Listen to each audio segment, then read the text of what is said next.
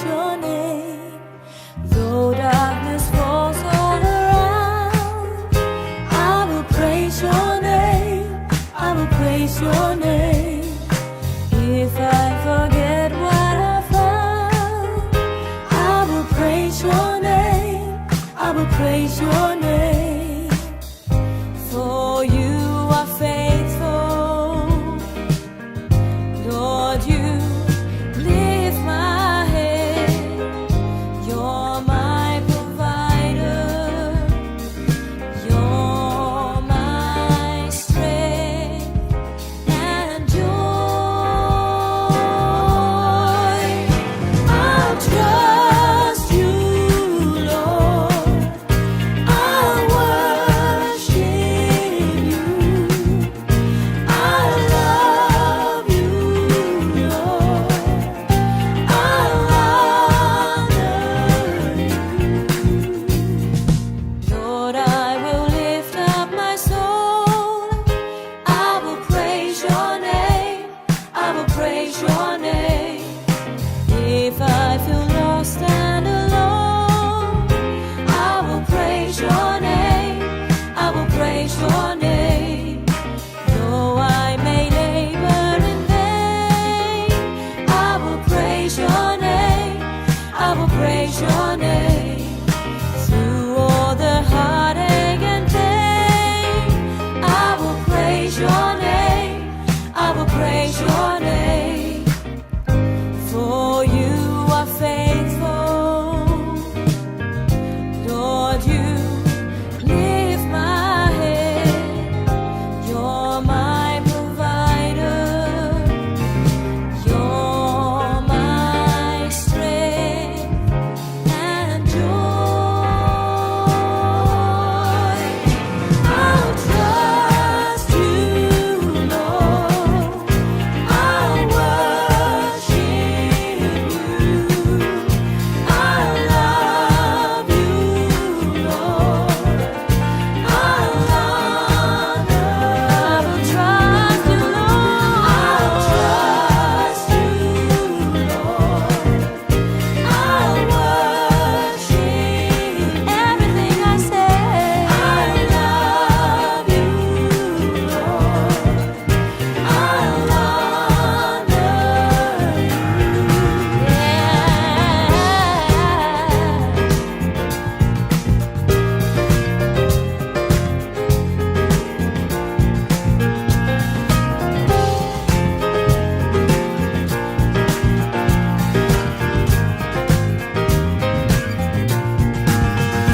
I'll trust, never let me go. I'll worship, never let me down. I'll love, forever I will love you. I'll love, I'll trust every hour, every day. I'll worship, that's why I worship you. I'll praise you, Lord. I'll honor you. Lord, I will lift up my song. I will praise your name. I will praise your name.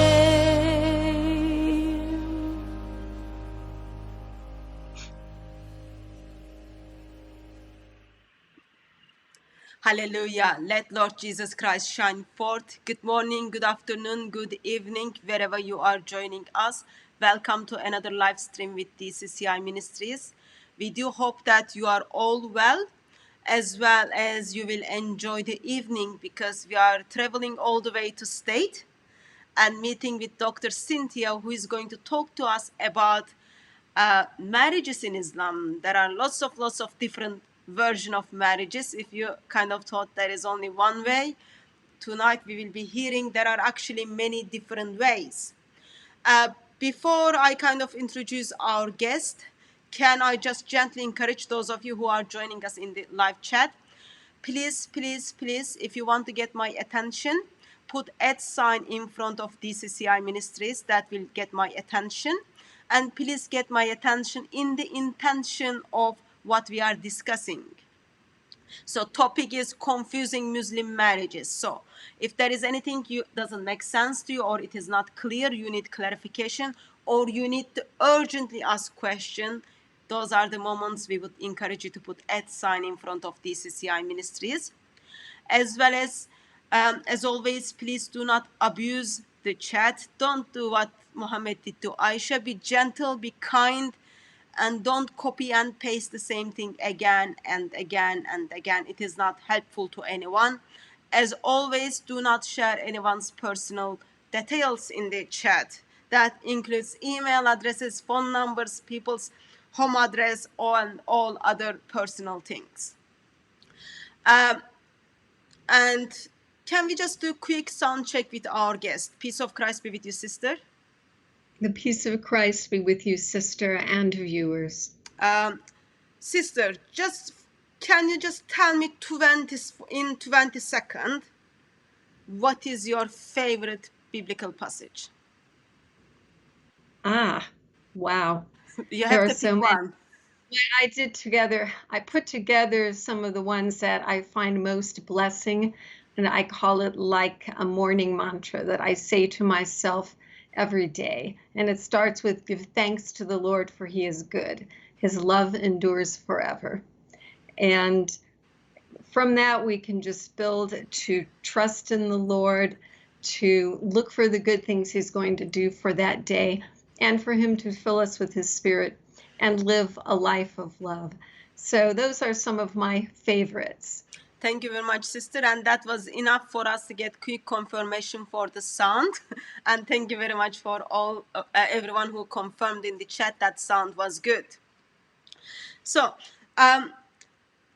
Dr. Cynthia, I'll kind of start with Dr. Cynthia. I think as the time goes on, I will be calling you sister. Do forgive me if that is not how you wanted. That's perfect. My understanding is that you head up, or you are behind a YouTube channel called Christians from Muslim, as well as you are a retired physician who has got decades of experiences to reach Muslims on evangelism, engaging with the churches, as well as dealing with Muslim background believers. Can you just quickly tell us a little bit about yourself and your ministry? Sure, sister. Thank you. Yes, I work now with ChristianFromMuslim.com and Christian from Muslim YouTube channel. We have hundreds of videos on both of these that not only answer Muslim questions, but we have a full series of lessons for Christians who want to learn how to talk to Muslims, how to evangelize them, and how to disciple them, because the questions they have, the worldview they're coming from, is so different. You will somewhat learn that today as we go through their views of marriage and their kinds of marriage, but that's what the website and YouTube channel do. As far as myself, I was raised with a lot of concern for missions and a lot of internationals, so I decided to become a missionary doctor. But right out of my medical training, I started working in America with immigrants here, and I mostly work here in America now with Muslims, also Hindus and Sikhs, although I have some done overseas. And I have experience working with women from at least 20 Muslim countries. And that's how I've heard their stories. I've walked with them through their problems. And some of that I'll be sharing here today. But of course, not personal details or accurate names or photos of them.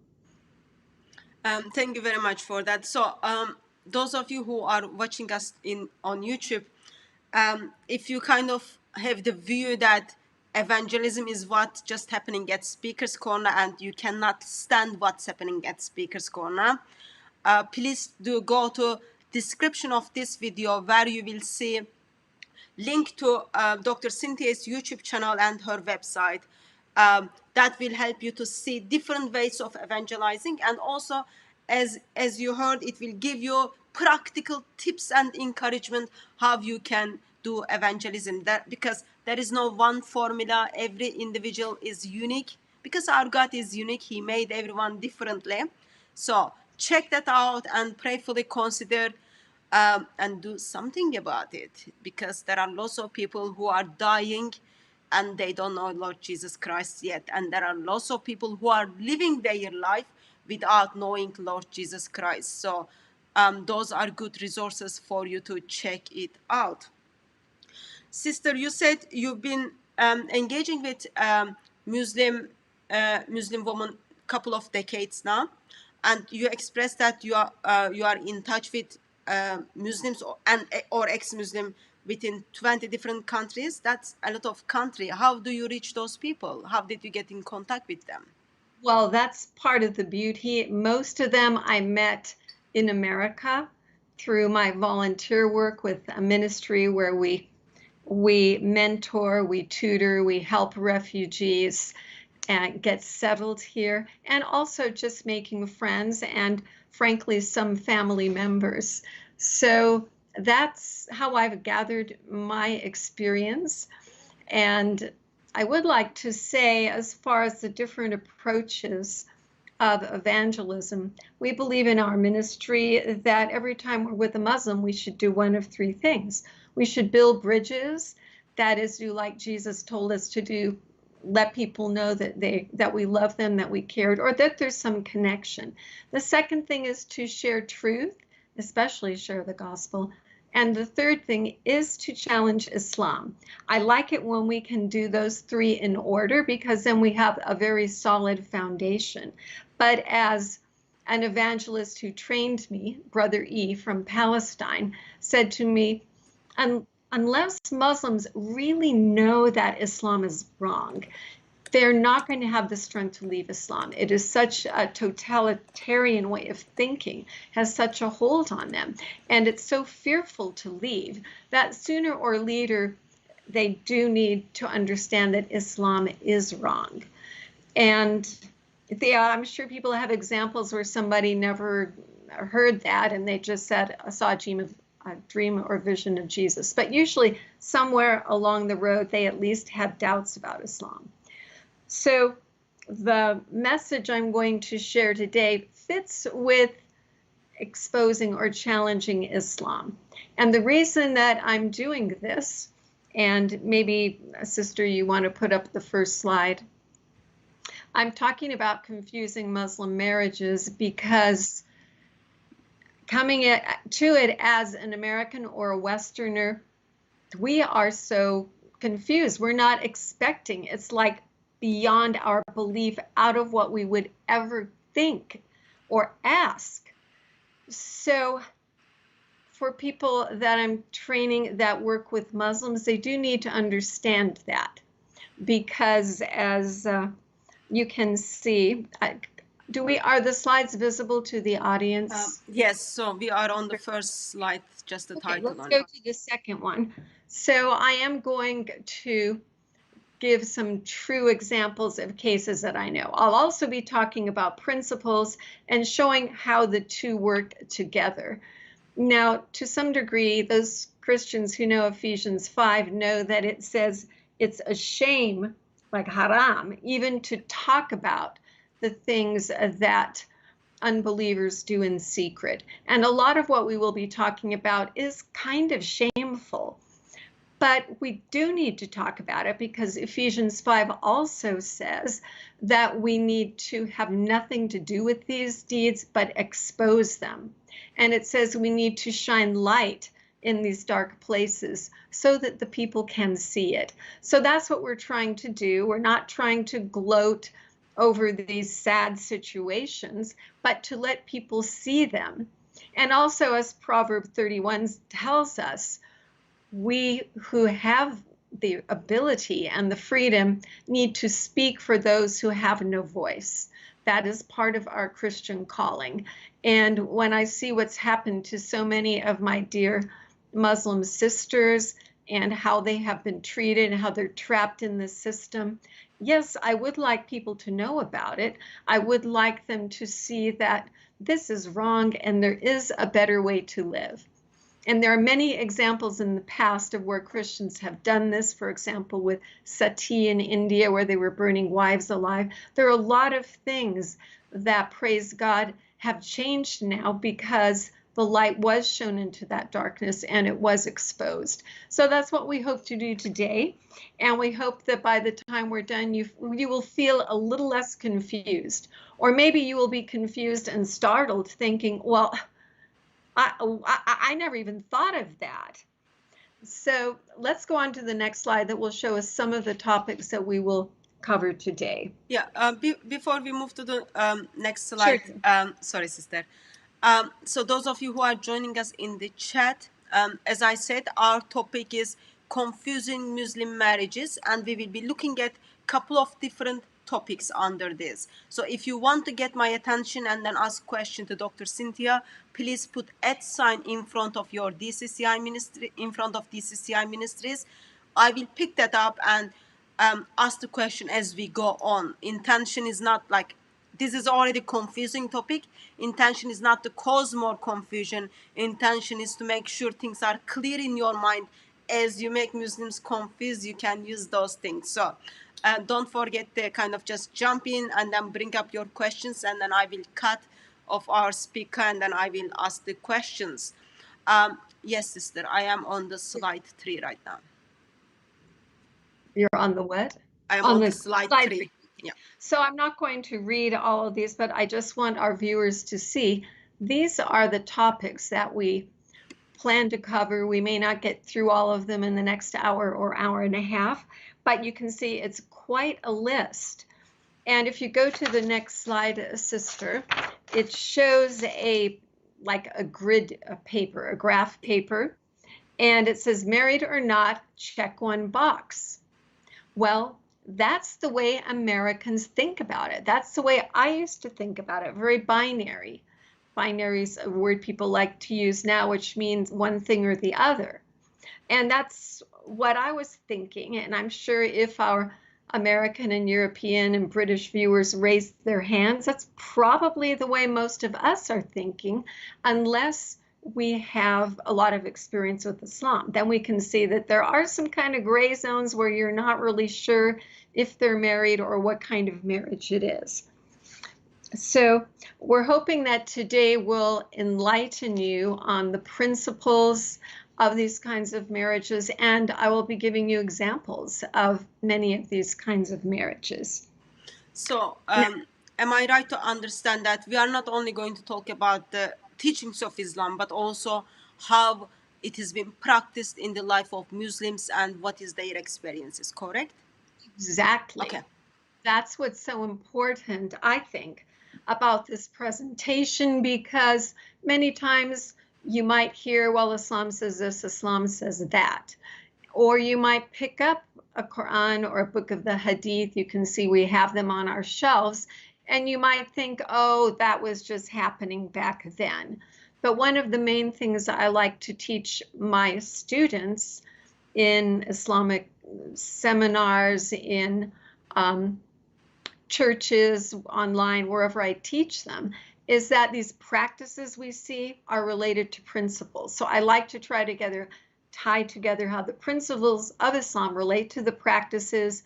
Most of them are not cultural, except as cultural arose from Islam.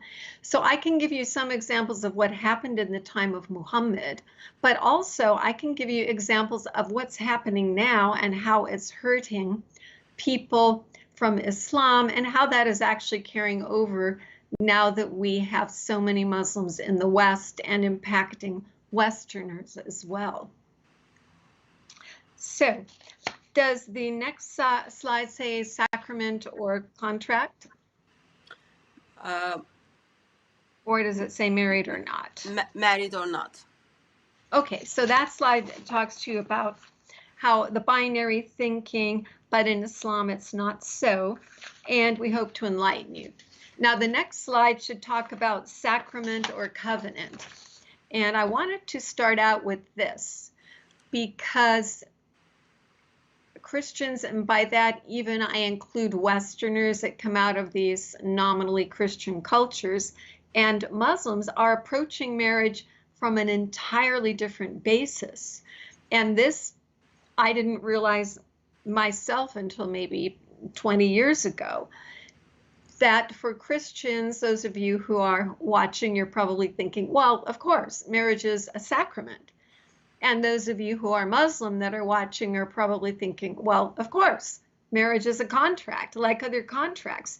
So this is a big difference in our way of thinking that we need to consider from the very beginning, because it impacts all the other kinds of marriages. Let's go to the next slide, which says, let's make a deal.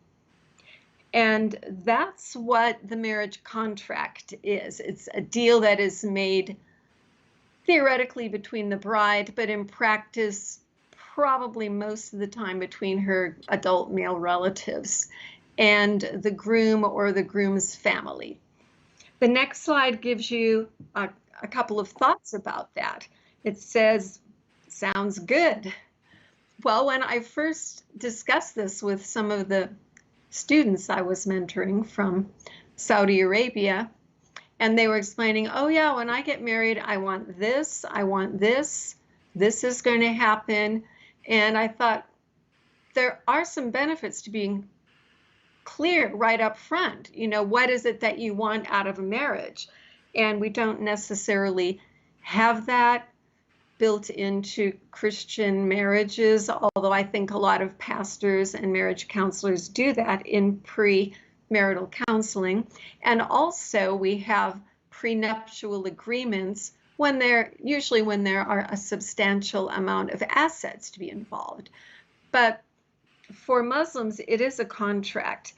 And what I found is it's not only good just to know about, but also to talk to your Muslim friends about it. It's a good discussion point, especially if you are talking with young women.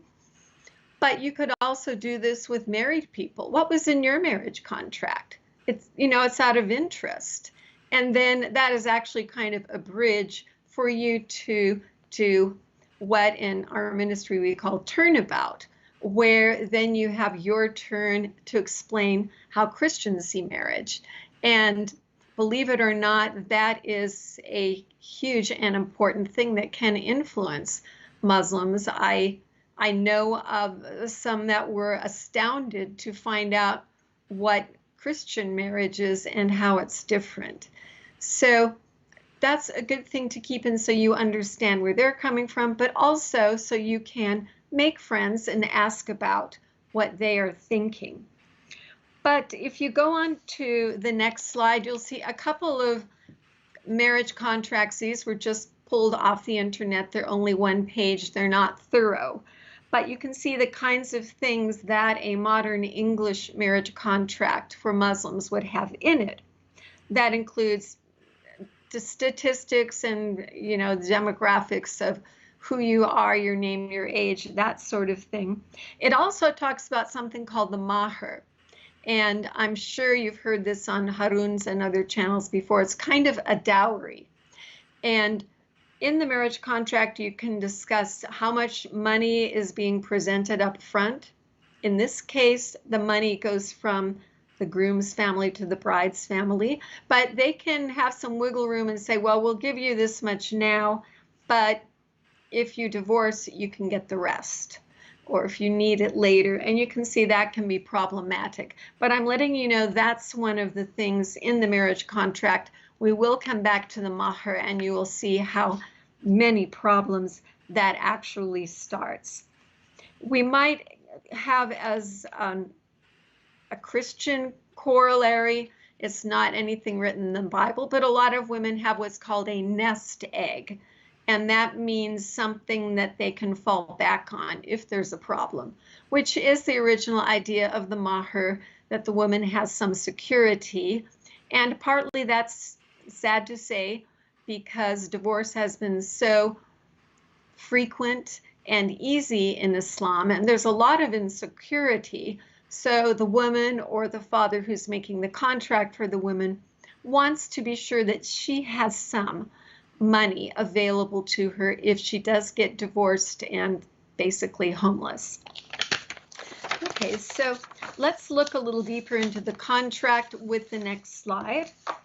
You can see that when you make a list of this is what I want, and there's a list of this is what I want, a couple of things happen. You come to a marriage with expectations. Some of them may not be realistic and possibly can't even be fulfilled, but you feel like that is your right because of the contract. And to some degree, that sets up a husband and wife as adversaries. By that, I mean on different sides. This is what I expect from you. This is what I want. This is what you promised, and vice versa. But one really difficult, we might say, snafu or catch is that women can request that men, that they will be the only wife. I've had several single women tell me, in my marriage contract, I will be the only wife. But look at the next slide and you will see what happens. We can't always enforce compliance on that because it's sort of like in America, they might have this in Britain too, you can't be forced to sign away your rights. And so it is with Islamic law. So if, if, for example, I enter into a contract with my boss that I won't sue him, he can do anything to me, well, that doesn't necessarily hold up if he does something illegal.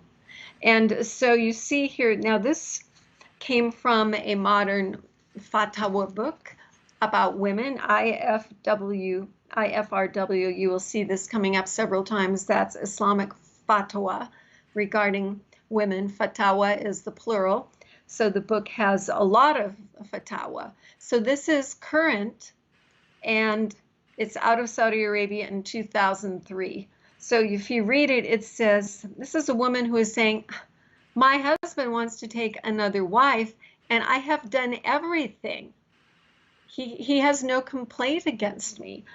And the fatwa came down. You do not have the right to prevent him from marrying again, no matter what your activities toward him.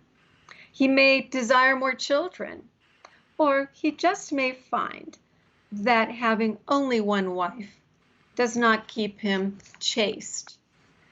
So you can't really question his motives. If he wants to do it, even if he's signed it, tough, So women going into marriage from the West need to realize, no, he can't sign away any of his rights in Islam, which, although he may tell you, but when you look at Surah 33, verse 33, and you have to be in seclusion, you can't leave the house, and the commentaries will say things like, yeah, you can't leave the house, you can't have friends in, all these crazy things. His rights on you cannot be disregarded with that, with the contract. Okay, now the next slide is just kind of a side thought. It talks about even former Muslims can have a problem with this. And I'm mentioning this, I'm not saying all former Muslims have problems. I'm not even saying all Muslims have problems in their marriages and that they don't have any traditional marriage. I'm saying that, sorry, allergy. This concept is really difficult to dispel, even in former Muslims. Could you take over for a second there, Hatun? Yeah, that's okay, sorry. So there are a couple of questions actually coming up in the chat regarding what is the mahr when gift or so-called money is given to woman in before marriage starts, or what is that money actually for? Is that money for we are gonna build our future together? I'll give you a little bit so you do the saving, or is that money traditionally known as given in the intention that he will have access to her private part? So there are some questions on this in the chat. And also, sister, I can't see you. When you feel ready, just jump in. Also, there is another comment is coming on. Do we know a little bit more details on what kind of informations in that marriage contract? So we saw 2 pages, but for example, anything in that marriage contract that I am going to spend all my life with you and we do our part in a best way that we can save this marriage and we die together as a husband and wife, such those basic informations in that contract. Or I don't know, such kind of vows, husband and wife next to one another. Yeah, let's look at that in detail, those 2 questions. So the first is about the purpose of the mahr. And people that are kind of cynical about Islamic marriage say that the whole thing is to give the man exclusive access to the woman's sexual arrangement, her plumbing, whatever. So there is that kind of very gross way of looking at it, and that this is payment for it, almost like you would get in other settings. So that's the mercenary way of looking. The nicer way of looking is that it is security for the woman. It's meant to be for her.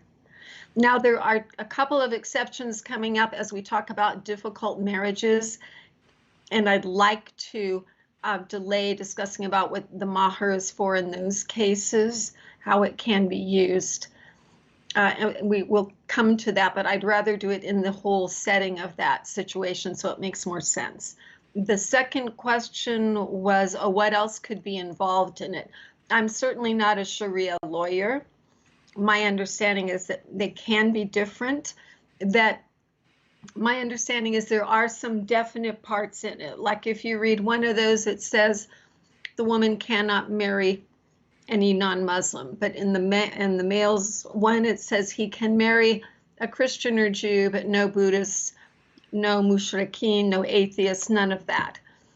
So there are some kind of general things, but I believe that you can, according to, my friends saying that, yeah, you can put specific things in it. You could put in it that my husband will spend every night with me, or you could put in it that my wife won't leave the house, or you could put in it my wife has the right to work.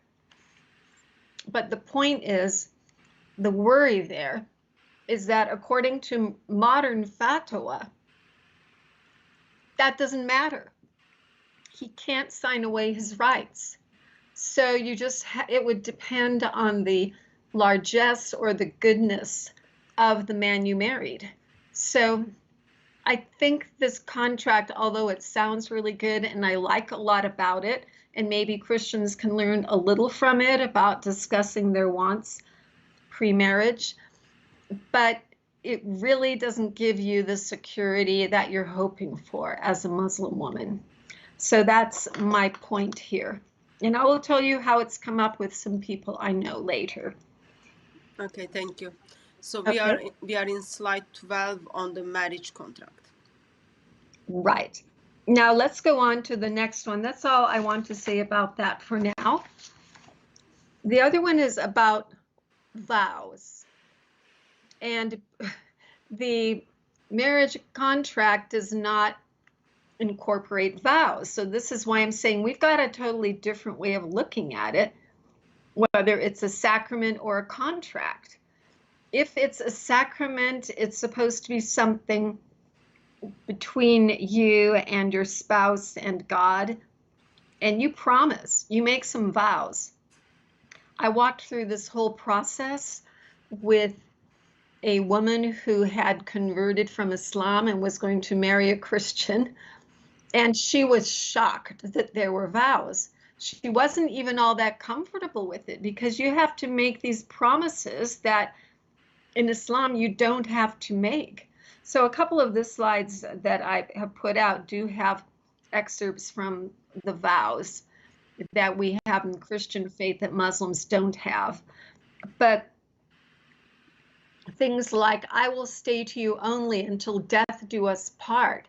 These are things we take for granted as Christians, but they don't really have. Maybe they could put it in the contract, but again, the security is not there. So we're seeing it as before God, and we're seeing it as by God's grace, we're going to stay married for life. It's kind of a holy, or at least a special union. That's marriage. In Islam, it's a business deal, and a lot of business deals fall through. And I do have, evidence to support that. But that's just to get you to see, wow, we're coming at it from the right and the left. And you can see why people get confused. So let's look at the next slide.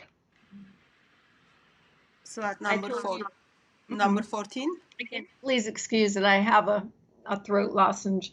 That's fine. It should say I do at the top. Yep. Okay, so this particular case where I was walking with this young woman through her marriage, we were out shopping for her trousseau, and in the mall came on this song, ABBA. Has anyone heard the I Do song? I do, I do, I do, I do, I do. So I said to her, oh, we're shopping for your trousseau, and there's the I do song. That's what we say when you get married. She said, what? I said, yeah, the minister asks if you will marry this man, and you say, I do, right? And she said, no, no, no, no, no. In Islam, we say no. Now, I'm not saying that this happens in all Muslim marriages, but in her particular, shall we say, subculture at least, which I don't think is totally unique, she said, as you see there, the first 2 times you're asked, you are supposed to say no, because it's polite and modest. Well, the Bible says, let your yes be yes and your no be no. So we don't do that coy thing. If the minister says, do you take this man to be your lawfully wedded husband? You say, I do.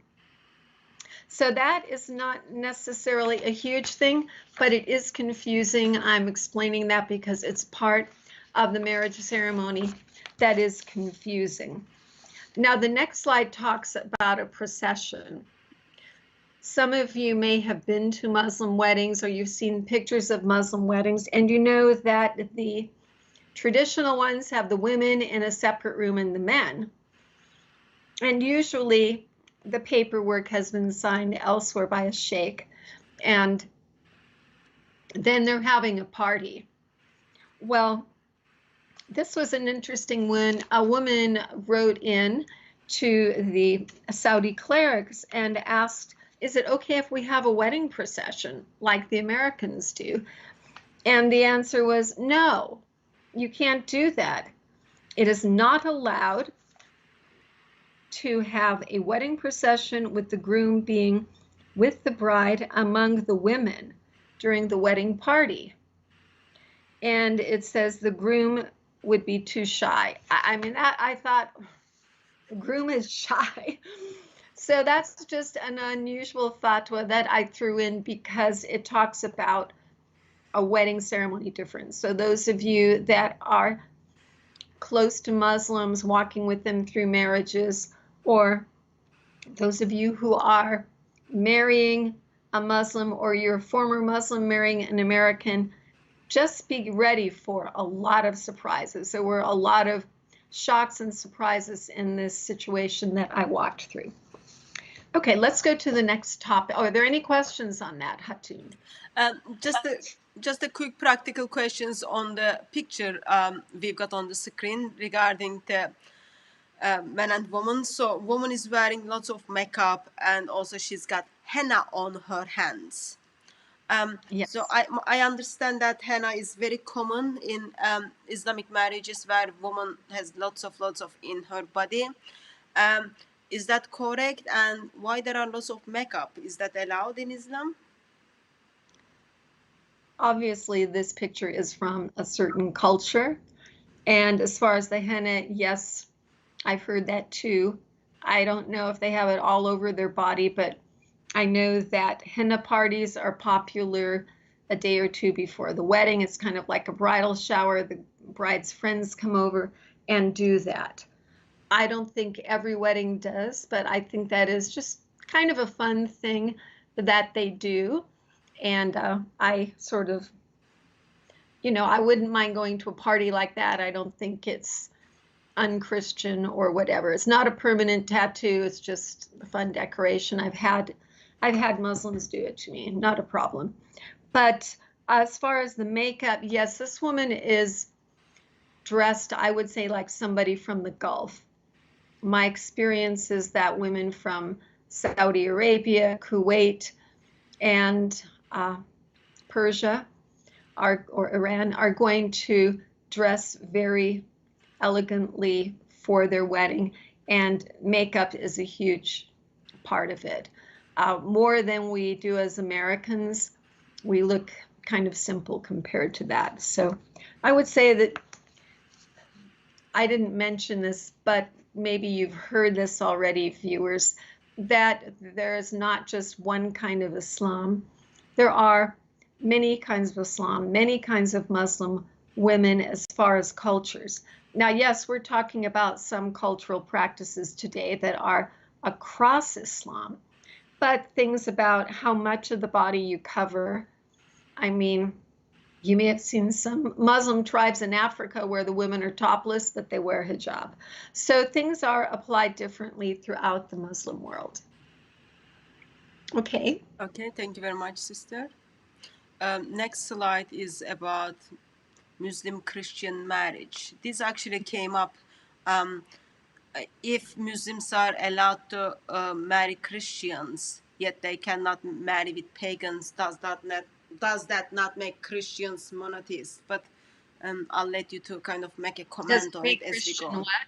Does it make Christians what? Does this make Christians monotheist? Well, So yes. Islam. Yeah. I know. Either that's a very simple question or it's a complex question. We're saying that, Muslims think we're shirk, that we have three gods, many of them, but perhaps that's inconsistently applied because they do consider Christian and Jewish women to be monotheist enough to marry. And a couple of those reasons will come up here if we go to the next picture. But just here you see rules and risks. So we're going to talk about the rules and risks with Christian-Muslim marriage. We do have a whole video on our lessons page for the website, Should Christians Marry Muslims? So we're not going to cover everything in this topic today, but I did want to cover a couple of things so that you can get an idea of the legality of it and the risks. So it is the rules and the risks, not a whole bunch of testimonies like we have online. So as you see in the next one where it says a Muslim man can marry a Christian woman, and that's Quran, Surah 5, verse 5.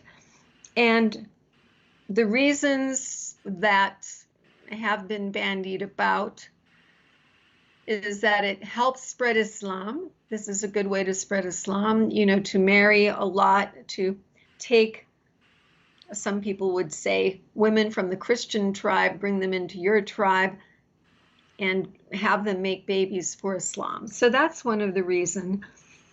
It's felt that the man is not really at risk marrying a Christian woman. He can let her practice her faith, although in the other video discussion we talk about where that doesn't usually work out well.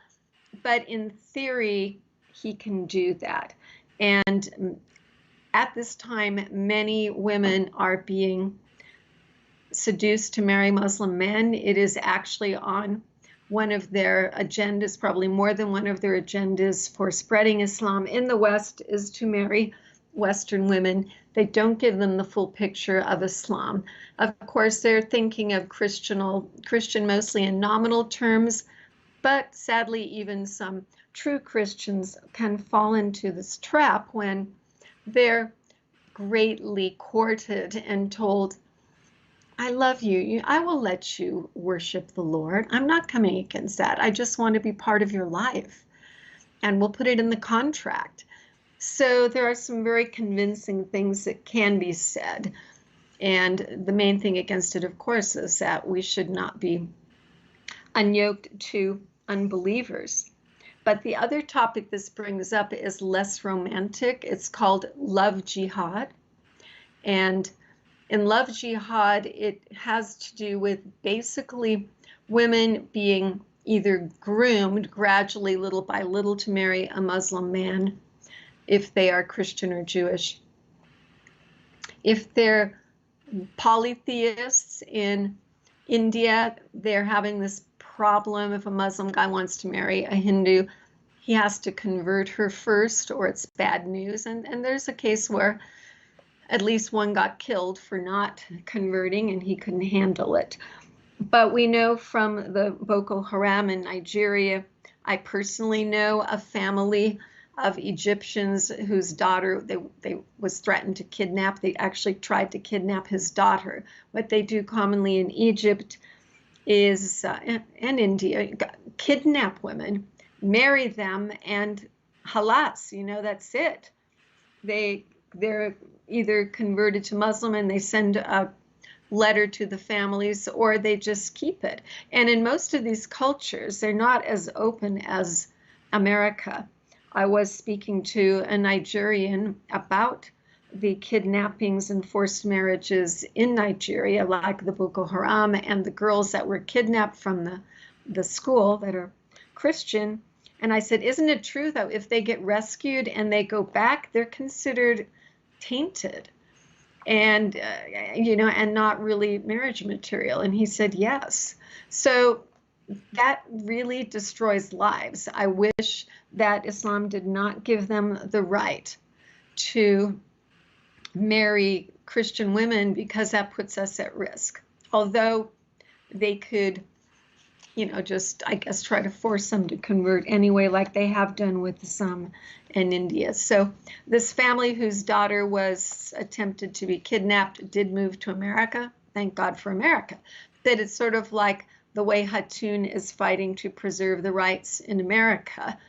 In Britain, we need to preserve our rights here too, because this is the last place, where we can live as Christians in some degree of safety and say what we believe. So if that's taken away from us here, we're in big trouble. As the woman I disciple online in our videos says, she's a Muslim who became a Christian. She says, Cynthia, if Islam gets control or influence in America, women will become nothing again. And she's so happy to have moved to America because she doesn't feel that oppression that she felt overseas. So is there a question on that before we go on to women? Women marrying? The next slide. There was a question on, I'm hearing echo from your side, but there was a question on, we haven't come to that topic yet, but on the divorce on Christians, I think I will bring that up as we move to that part of your presentation. There is a question on, can Christians get divorced if there is the domestic violence? But I will bring that up when you kind of talk about halal marriage or others. Right. Okay, so then just to mention about women on the next slide, women do not have the right to marry non-Muslim men. That's in the Quran, Surah 2:22. The thinking here is that she should not be under the power of an infidel. It just goes without saying in Islam that the women are under the authority and control of a man. So if she's under the control of an infidel, that wouldn't be acceptable. Of course, we don't like it the other way around either, with her under the control of a Muslim, but this is the Sharia we're talking about, the Muslim law. And also by her not doing that, it keeps Islam from spreading. If she marries out of the tribe of Islam, it wouldn't spread Islam. And they feel it's just so undesirable. So that goes all the way back to the beginning. Now, the next slide actually talks about what happens if a Muslim or former Muslim does marry a Christian man. And I do have an example of this. So one of my Muslim contacts actually,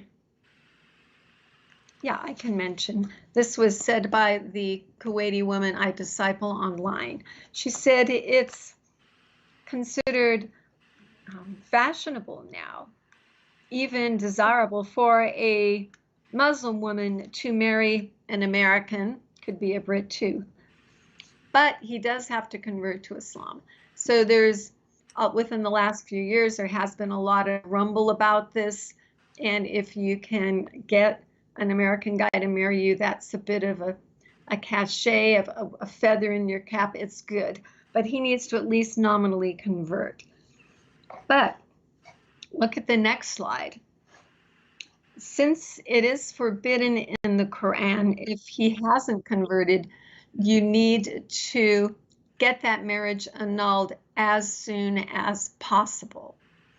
And if it is found out that she knew he was not converted, or that he was an infidel or a Christian, then she will face what they call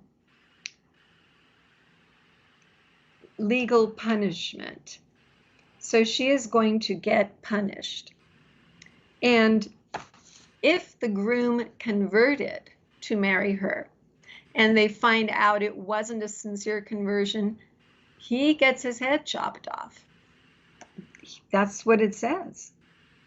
And this is again from Islamic Fatwa regarding women. So there are risks, and that's why what I wanted to talk about in this, not all of the ramifications and should it happen, just what these risks are of marrying. Okay, now this leads to the next problem, which if you turn the slide, you will see is marriage validity. And this is something that I have faced, people I know have faced. And I'll give you a couple of examples, because some marriages are recognized here, but not there, overseas. Some marriages are recognized overseas, but not here. And then we have Christian marriage, which is here, there, and everywhere. We're always married. It doesn't matter what country we're in or what planet we're on. We have just continue, our marriage is stable. It's a sacrament. It's not a contract. So you don't think about which country honors that contract. But let's think about two situations. One is, what if you are overseas and you are a second wife? And I do know a case like this. I was talking to a woman about one of her relatives who was a second wife, didn't like it, felt she wasn't having a good opportunity, and might want to come to America to live and get married here. Do you see the problem? She's married over there. She's a second wife. But so far, praise God, we don't accept that in America. So what do we do in America? I mean, how do I advise someone like this? I'm just sharing with you some of the complications I've had. Do we bring that woman here and just not tell anybody she's married over there because it's not valid here? It's bigamy. I mean, that's one of the things I've faced. Whoa, how do we do that? Especially if the husband is difficult, beating, restrictive, won't give a divorce, whatever. Now, the second kind of problematic marriage is one that I call here, but not there. And that's the sort of marriage where a Muslim woman or a former Muslim woman marries an American who's not a Muslim. Maybe he's a Christian, but he'd be considered an infidel. And I do know one Muslim woman who married here who told me a couple of times, when I go overseas, my marriage isn't valid. And really, guys, I think that she believes it, even though she was married in the United States according to our law. But this idea of the marriage contract is so stable that now she is overseas and the question is, okay, in that country, they don't recognize a marriage to an infidel. So not only could she marry again, her family could force her for marrying again, to marry again, and it's just really uncomfortable. This is the kind of thing that when I went through it with these people, I'm thinking Americans would never think of this. These are just beyond our thinking. And that's why I want to bring it to your attention. Are there any questions on that? No, we can continue. We can continue, sister. The next slide is also talking about married or not, but this is about uncertainty. The other one was married or not validity, which marriages are legally valid. This is certainty. And this can also be very confusing. One of the young women I was working with said, when I asked if she wanted to meet, my husband is visiting this weekend. But then not long later, she said, oh, I'm getting married this summer. I'd like you to come to my wedding overseas. And I was thinking, you told me your husband is here. So I did ask other friends, what does that mean? Is she married or not? And the best we could come up with is that in Islam, because you do have signed paperwork, and then also there is the party component. Remember, it's not like the procession where the groom goes down and it all happens together. That possibly either there was a temporary marriage, which we'll talk about later, or there was some kind of paperwork, but no party and reception. So that's something you could also find confusing. And not only did I find it confusing, but a former Muslim who knew both of us was talking with me, and she said, oh, we need to get her a better husband. And I'm thinking, well, if she's already married, Christians, we don't go around trying to find husbands for people that are already married. So that also reflects some of the uncertainties, some of the ideas of contract versus sacrament that we face as Westerners working in the Muslim world. Any question about that, or we can go on to the next topic, which is family influence. No, it just give me the idea that like you buy, I don't know, you buy like a t-shirt and you don't like this t-shirt, and then you say, okay, I'm gonna get better t-shirt, and then you go and then visit another shop and then buy another t-shirt, or you go and buy hummus from Waitrose. You don't like that one, you say, yeah, M&S hummus is better, you go and get it from M&S. It seems the same. Or we need to get her a better husband, so we need to go to the different shop to get a better husband. And I can understand that with Islamic thinking, because it's a contract, you're not living up to your side of the bargain, or I have, men have the right to divorce for any reason. But coming from somebody who had become a Christian, it just showed that ideology is very difficult to bring back to the idea that it's a sacrament. Yeah. Okay, so the next one, I decided to cluster together 3 kinds of things under family influence. That would be arranged marriages, child marriages, and incestuous marriages. So arranged marriages are probably less common than they were before, but they still do happen. A lot of times what I hear, and I'm sure Hatun has many examples as well, there is an introduction, usually through the families or somebody else, a friend of the family. So it's not like, Jacob and Leah, where you're marrying somebody that you never met, but there usually is that kind of an introduction where the ones I hear that you do kind of have a right of refusal. But what happens is these tend to be presented in young girls. And this is part of the women's rights issue that really concerns me, because families often encourage young girls to be married. There is a city in the United States that's predominantly Muslim.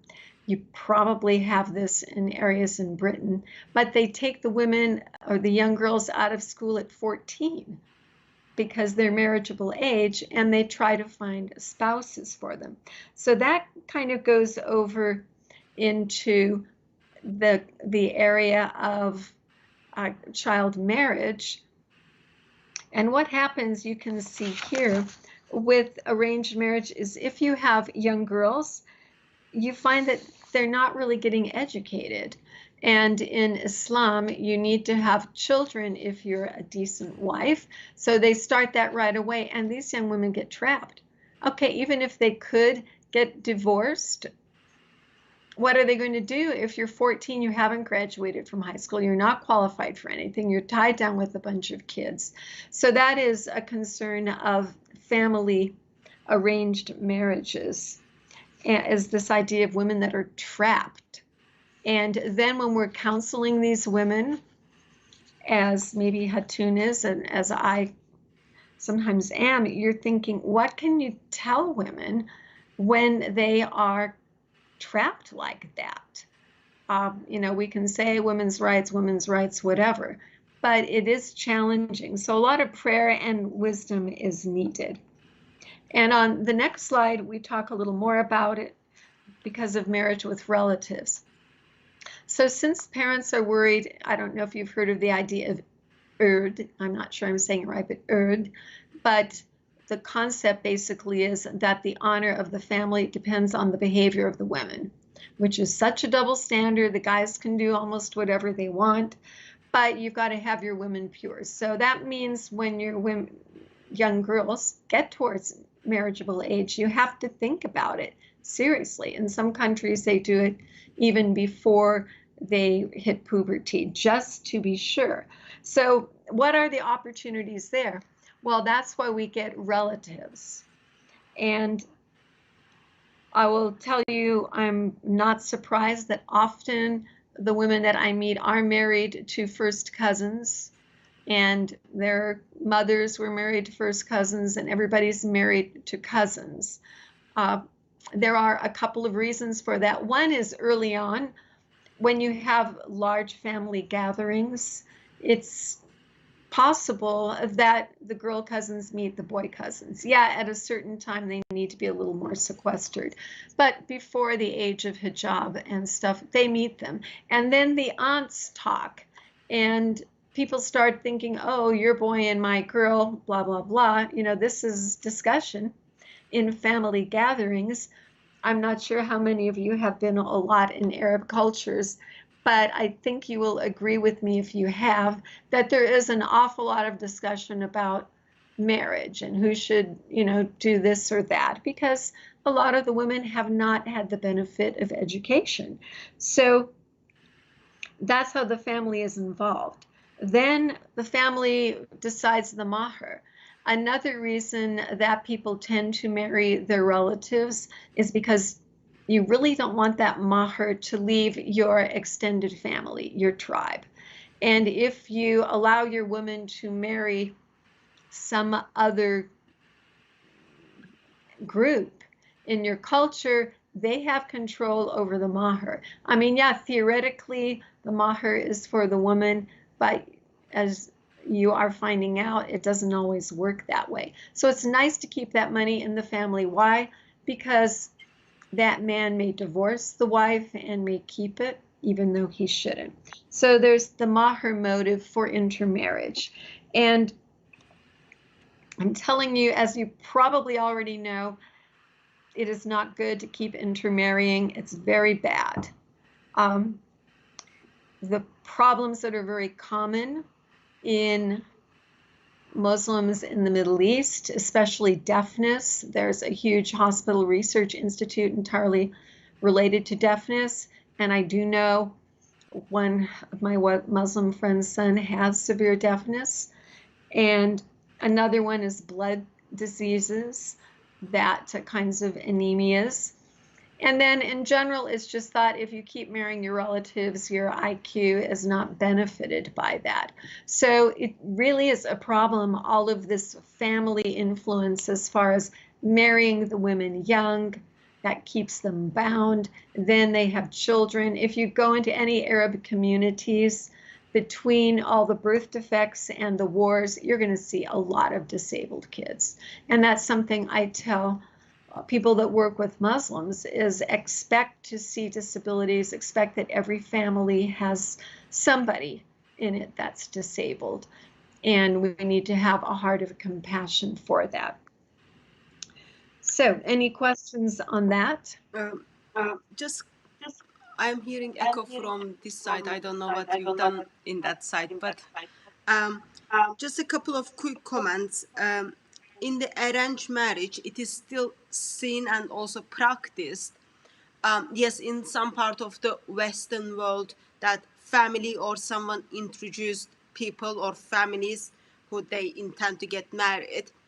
And in those meetings, potential husband and potential wife never, I don't know, never went to cinema together, never take a walk together, or never sat one-to-one to have conversation or discussion. It's always been in the crowd.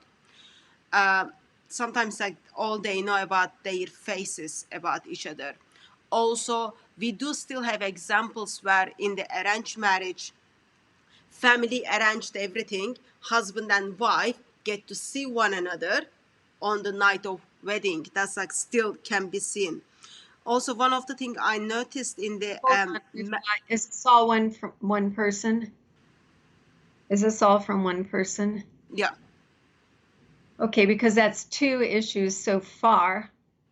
I would like to respond to, or do we need to have all three if we can remember them? Go ahead.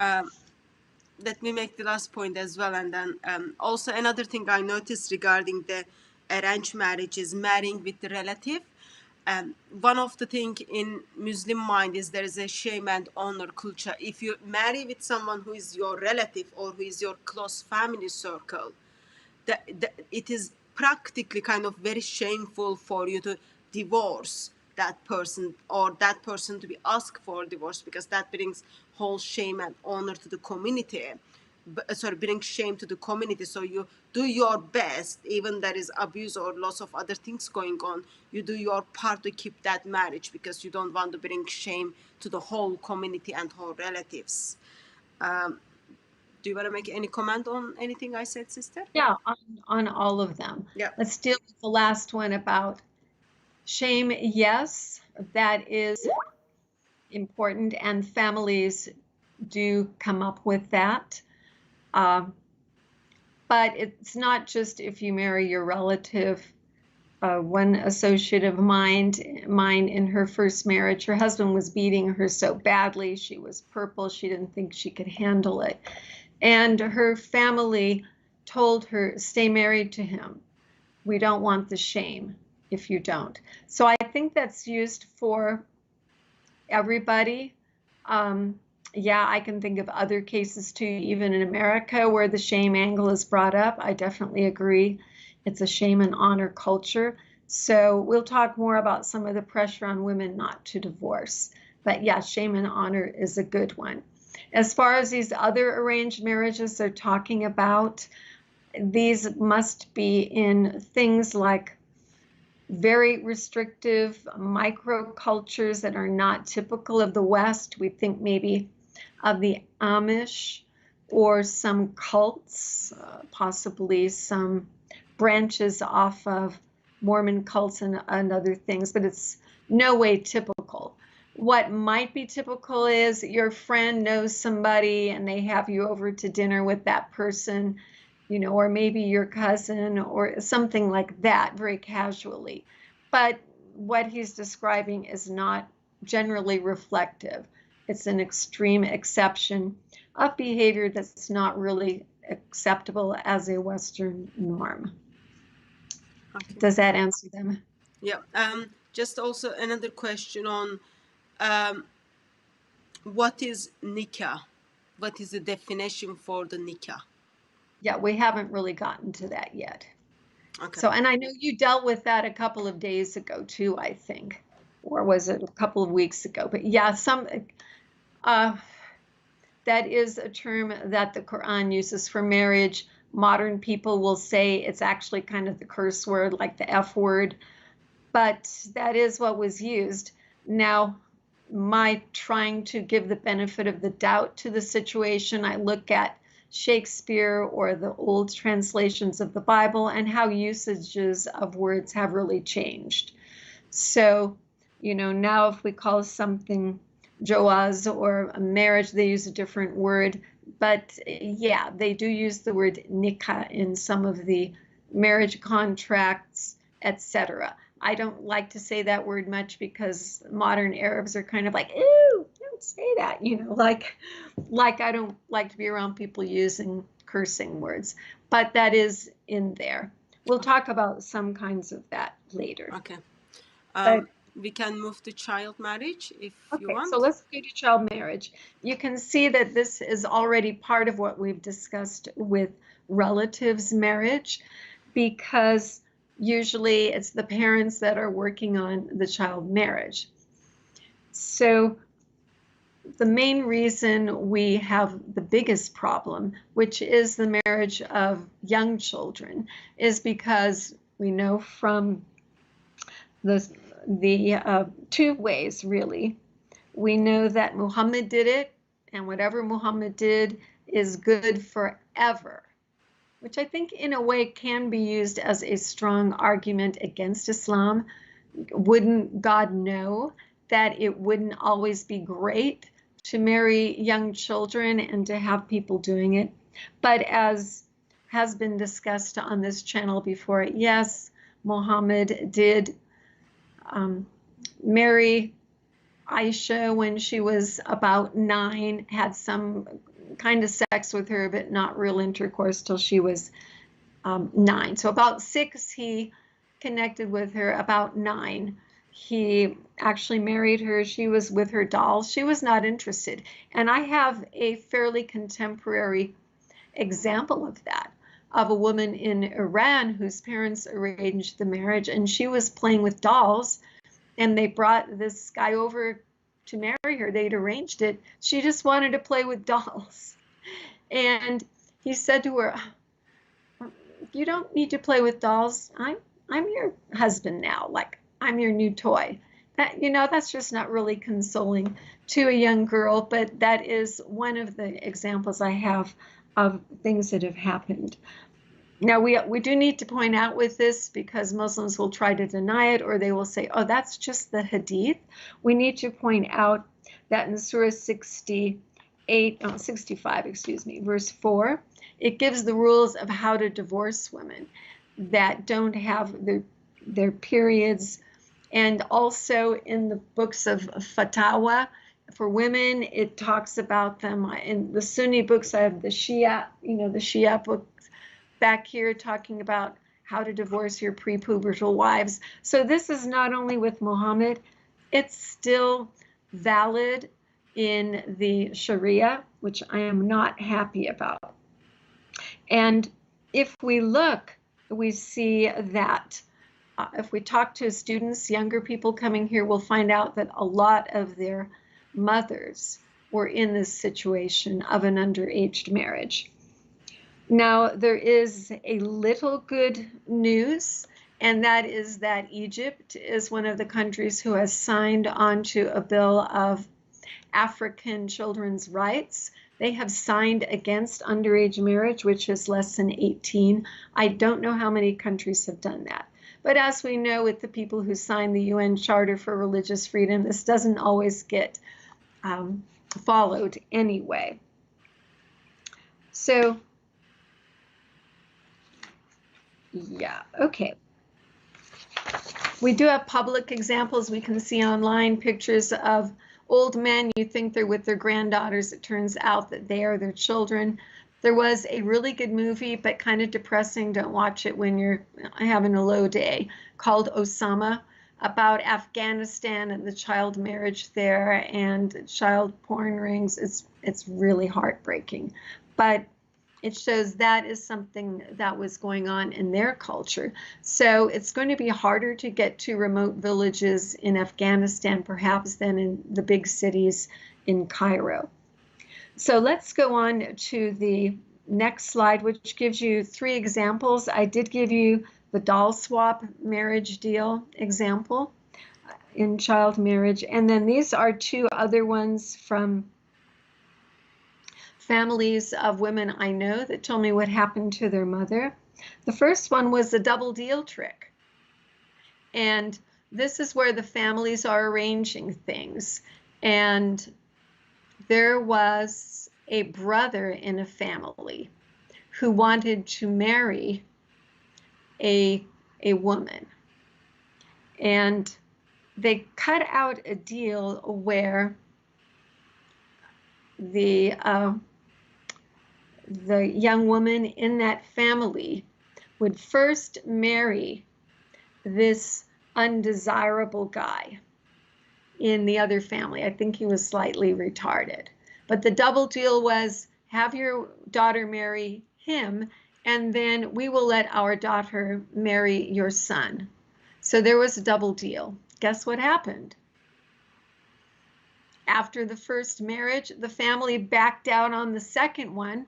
They didn't let their daughter marry this young man, but the innocent young woman was stuck with this retarded guy that she didn't choose. So that, you know, that's really bad parental influence in child marriage, I think. I mean, does anybody on the chat there think that's good? No, that was a dirty trick, a double deal. And then besides double deals, there's the financial deal. And the financial deal, one woman told me, when I was 15, my dad sold me like a dog to an old man. And, you know, she hated it. She was never happy in that marriage. And the double trick marriage didn't go well either. So the parents having the influence over these children does do bad things, and I've seen the results of it in several cases. Let's go on to the next one, which is halal incest, I call it. Halal meaning acceptable or good. And this is another thing that's like totally out of our minds, especially Christians, because we know Leviticus 18. When we're reading Leviticus 18, we go through there and think, oh my, you know, this is such a long, gross, boring list of you can't have sex with this person, you can't have it with that person, you can't have this. And you're thinking, well, why doesn't it just say, you know, marry a woman and that's it? But when you see what comes out of other cultures, you can see why sometimes explicit lists are necessary. So I gave you a copy here out of a book of, this is actually by Asistani. It's a Shia book.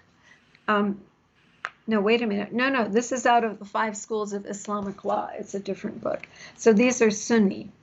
But it says that Shafi and Maliki schools, there are multiple schools in Sunni, mainly 5 big ones, consider a man marrying his daughter born of fornication as permissible, and also marrying his sister, his son's daughter, his daughter's daughter, his brother's daughter, his sister's daughter, because they are legally strangers, which means that they don't inherit. So you can marry anybody who's not really inheriting. This is like, to Americans, this is one of those, what? A man can marry his daughter as long as he wasn't married to the woman that he made her with? That's kind of shocking, you know, because there are a lot of, I mean, I can think of a case right now where that could happen, and you can marry them young. It's almost like you could breed up your own wives. So that's pretty bad. Also, as far as not marrying sisters, we know we can't do that in the Bible. And we've already talked about how these close marriages are resulting in birth defects. And this sort of thing certainly won't improve it. They didn't mention in this list the daughter-in-law which, as you know, with Muhammad and Zainab, that he encouraged his son to divorce her so that he could marry her, and now adoption is illegal. But it comes into this category of what Christians would consider incest and what Muslims consider halal or acceptable. Okay, so do we have time here to go through temporary marriage? So we've been live approximate 1 hour 20 minutes. Okay. I propose we stop here, and then maybe like all we covered, if you can make a comparison with kind of overall Christian marriage, so far what we covered and what Bible teaches on Christian marriage, and then we can have another session and then pick up where we left. What do you think, sister? I think we can do that. Let's see. It looks like we are about halfway through the material that I want to cover. But maybe we could, since we're summarizing, we could look at the last 2 slides, which I put in as optional. They're a woman in white, and it's probably like slide 66 there. Yeah. Where it talks about why to get married. So we started out with the idea of how different the contract concept of marriage is with the sacrament concept. And then here, this gives you a little more idea of the Muslim idea of marriage. Most of us know that Islam is very family oriented. There are always good and bad things about it. And I'm not going to say there's nothing likable about Middle Eastern and Islamic culture. There are some good things, but there are some really, really challenging things. So in a way, it's good to honor marriage, but the extent to which they go isn't great, and the approach isn't great. So I put down here where it says, why get married? Do we have that slide up? Yeah. It says, Muhammad encouraged and patterned marriage. And Muhammad said, nikah, he was using that questionable Arabic word, is my sunnah. Whoever leaves my sunnah is not from amongst me. That shows how highly that he honored it. And in another book, he said, there is no foundation that has been built in Islam more loved by Allah than marriage. And some of you probably have heard the verse from the Quran, 30, verse 21, which sounds actually very good, that one of the good things God did was create for you wives so that you can live in peace and there can be harmony between you and repose, some rest and comfort. So there is this kind of view of marriage. And I mention that to you because remember the glowing way that marriage is presented, especially to Western women. There's a lot of recruiting going on, and we see this almost every day around us, of how women are being seduced with nice things like these verses. And in isolation, they might not sound too bad, but on the other hand, Muhammad was including multiple marriages, much marriage, and that kind of destroys this beautiful idea of the man and the woman.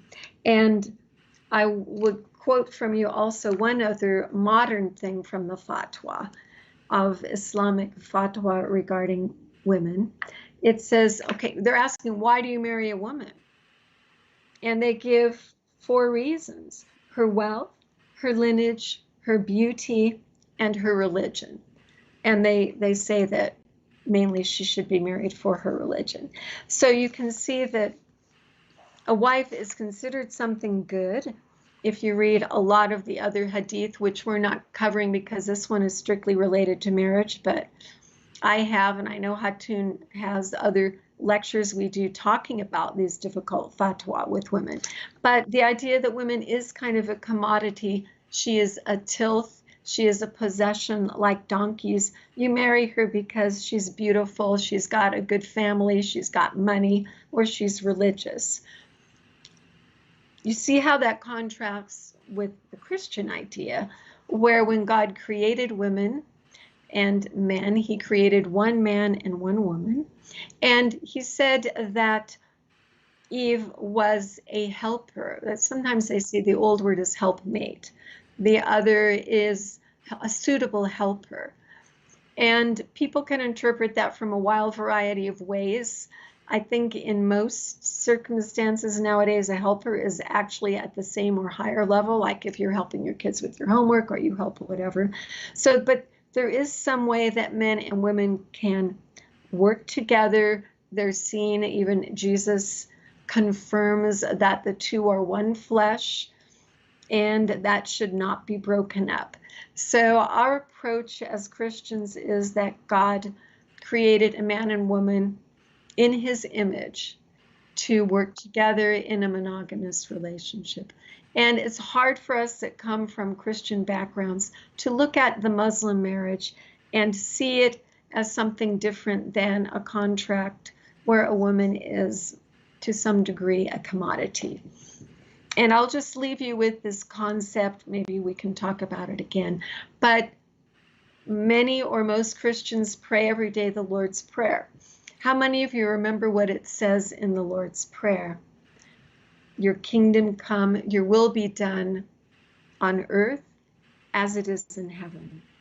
And that has such a huge influence that we don't even think about or recognize. But when Christians are doing on earth as it is in heaven, we're trying to do on earth as it is in heaven. What are those things?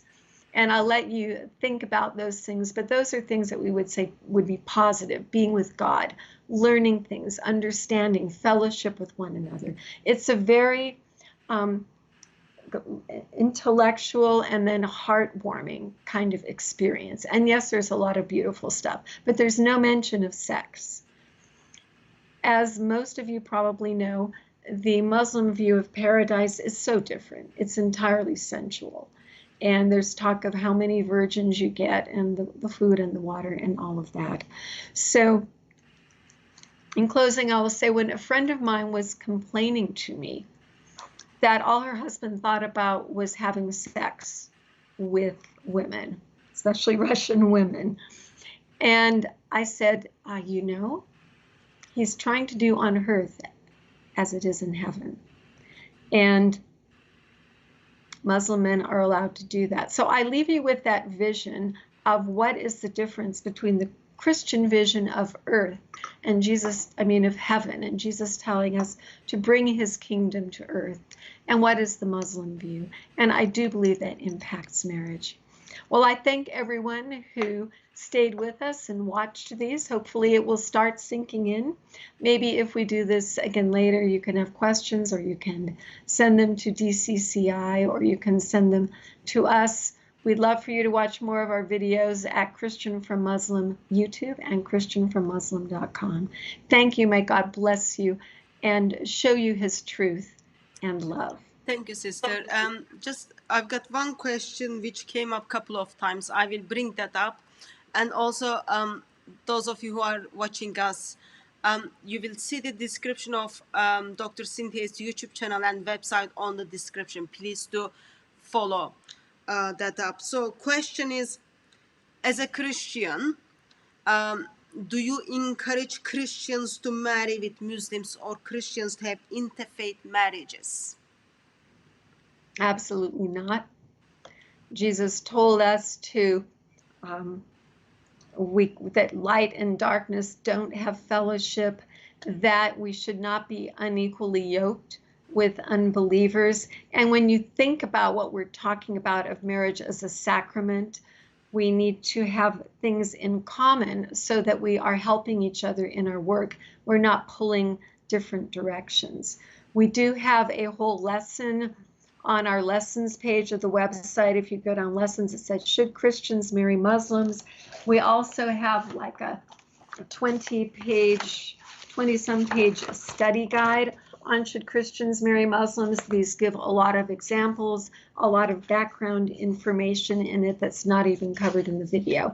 And we do have some short videos on the topic if you don't want to watch the full lesson. We have George Husnian and a Palestinian talking about it, and we have some other people giving their impressions, like George Saig. Both these Georges run ministries to Muslims, and a woman who's giving her opinion. So we do have a lot about that on our website. If you need more than just my answer of no, please don't.